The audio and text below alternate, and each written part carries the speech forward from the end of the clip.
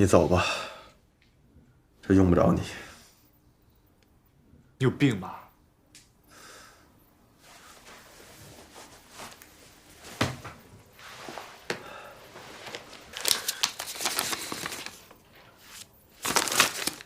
我一直以为你是不适合当警察，我现在才知道你是压根儿就不想。是，你有你的想法，你有你过不去的坎儿，这我理解，我也尊重。但你不能他妈这时候扔下老邢你不管吗？愿意走走，没人愿意搭理你。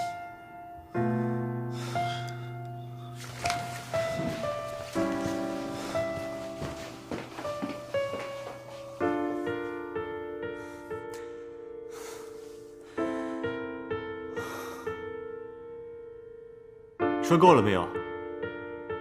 说够了，出来。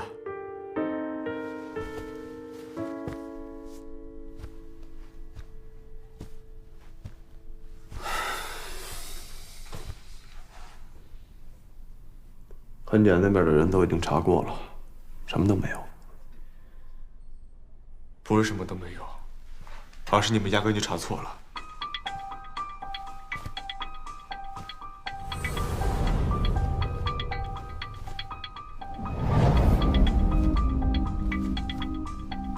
你有没有发现什么不舒服的地方？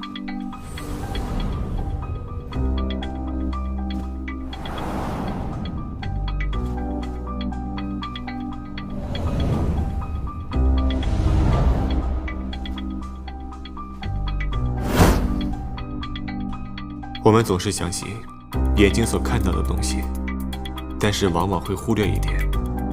你总是以为你看到的就是事实真相，但是实际上，你能看到的仅仅是凶手想让你看到的。我一直在思考一个问题：就算有人事后打扫过房间，那么是怎么在有限的时间里可以把刑案的痕迹一点不落地抹掉？那么解释应该只有一个：邢娜根本就不在8227这个房间里。没这可能，老邢不可能骗我。如果刑局一开始就不在8227那个房间呢？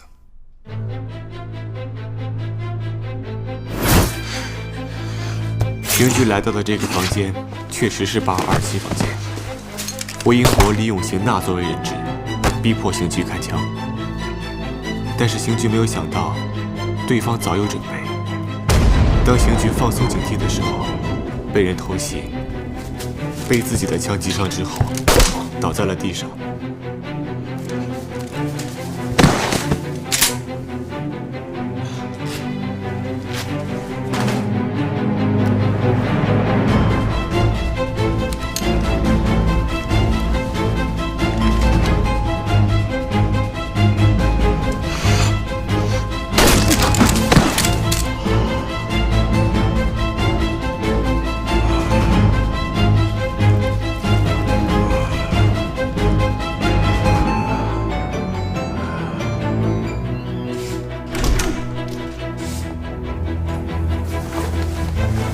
这个时候，真正的凶手故意让刑局看到邢娜被自己掳走。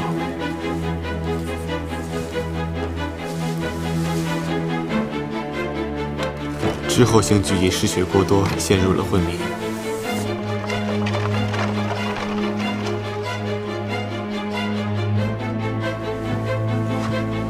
接下来就是最重要的环节。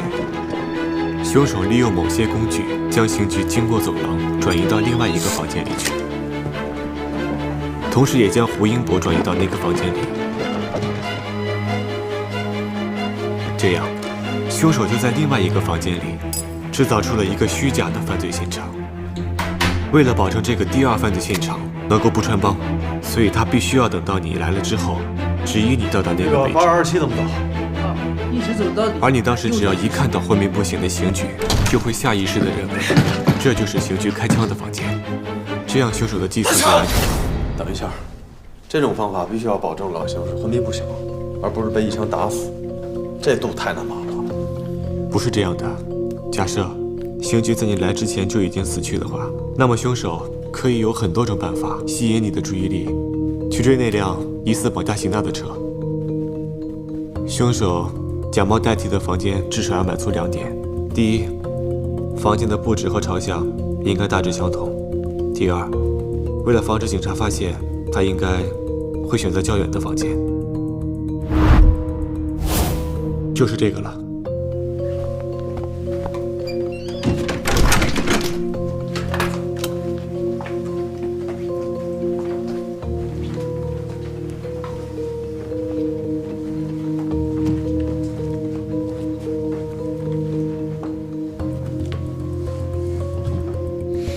没错，这就是第一案发现场。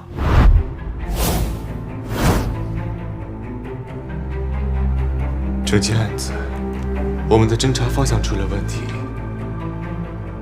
整件案子看上去显然是针对刑具的报复犯罪，但其实却恰恰忽略了一个根本性的问题：如果是用这套方案来栽赃刑具的话，前提是什么必须让刑具来到这里呢？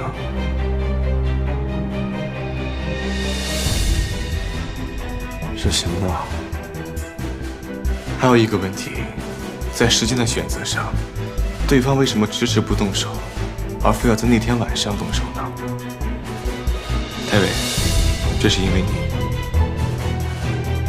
你几乎是24小时保护着邢娜。你想一想，是不是唯独那天晚上，你没有亲眼看见邢娜走进家门？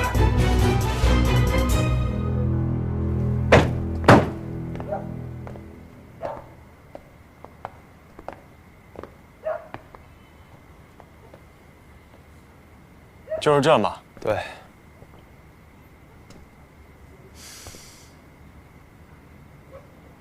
唐优，你帮我查一下邢娜失踪当晚从长兴荣巷到老街的监控录像。先跟你说一下啊，没那么快。大陆交通的录像呢是由交警队管理的，这个点吧，现在应该就剩下这。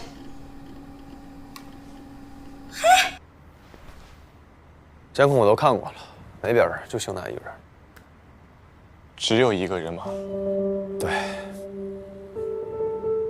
凶手能够在你出现松懈的情况下立刻动手，而从你所说的监控录像来看，又不是普通的陌生人跟踪作案。喂，你现在有空吗？那么问题只有一个。那好，我现在就去找你。凶手完全了解邢娜当天晚上的时间安排，这个人应该是邢娜熟识的人。什么？对，邢娜那天晚上主动跟我说她要晚点回来，叫我不用等她了。那你知道她去哪儿了吗？我不知道。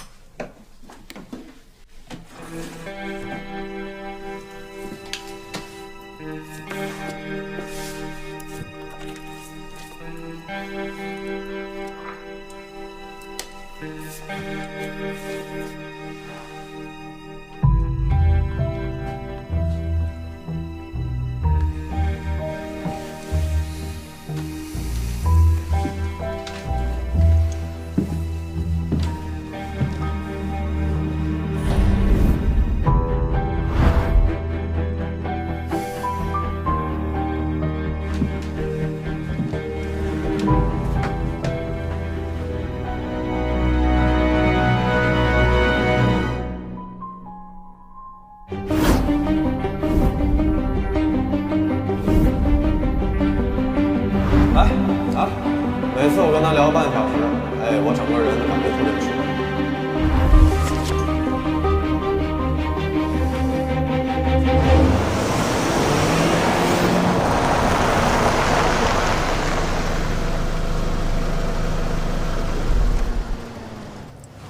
方木，我觉得还是不太可能，真的。你在外面等我。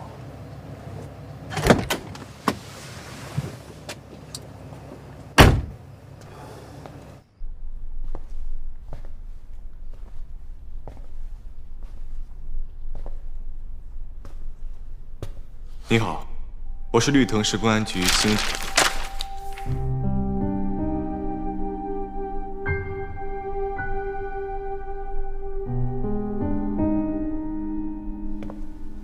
好，现在随着我的倒数，你会感觉到身体越来越轻，面前的这道光越来越强烈，你会安全地回到我的身边。3、2、1。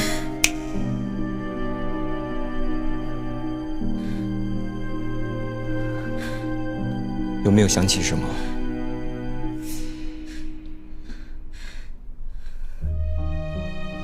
没有关系，记忆是这样，有的时候它很残酷，但是它也在告诉你，你在过去真的存在过。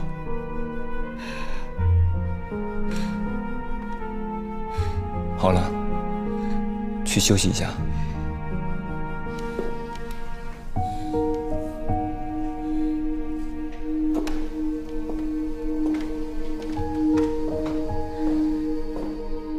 不好意思，刚刚在治疗的重要环节，如果你刚才发出声响，那个女孩很可能会永久性失忆。刚才没有砸到你吧？没有，我是方木。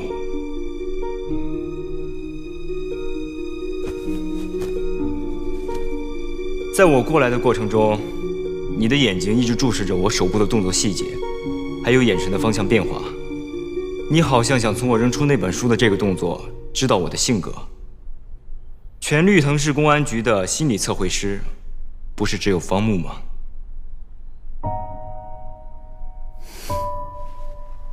杨云在那边。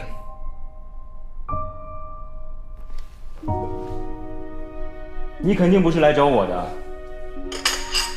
素不相识的警察找上门来，只有一个目的：审讯。你刚才有提到过，你是绿藤市刑警这几个字，所以说，你看到我的第一反应是，我不是你要找的人。整个诊所只有我和杨云，如果你不是来找我的，势必是来找他的。